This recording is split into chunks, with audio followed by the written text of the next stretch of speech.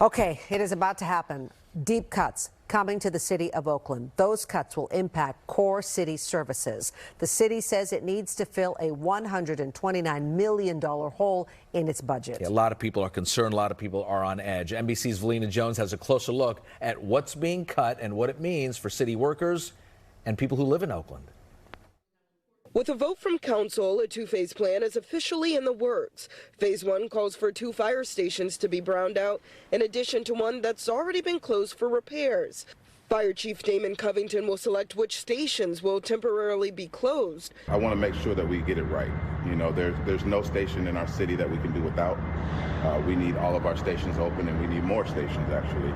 But we're going to be very deliberate about the ones that we choose. Oakland Fire could also see an additional 4 stations taken offline as a part of a potential second round of cuts next spring. The Firefighters Union says it plans to fight to stop all the closures. We also have a negotiated service level in that staffing agreement that specifies that you can only brown out firehouses if certain conditions are met. And we don't believe that all those conditions have been met. The city's also canceling 2 police academies, which OPD says will reduce total officer staffing to less than 600 at a time when the police union says the city needs 1,000 officers. The city is also planning to slash police overtime, impacting sideshow enforcement and specialized units. But the police union says it doubts the city will be able to significantly reduce OT if they want to keep the city safe. What service are we going to give up?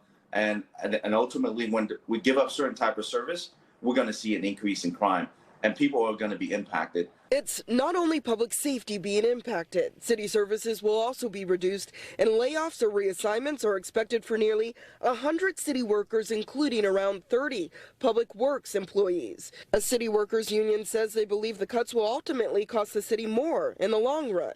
A lot of the things that we do, it's like it's invisible because it works.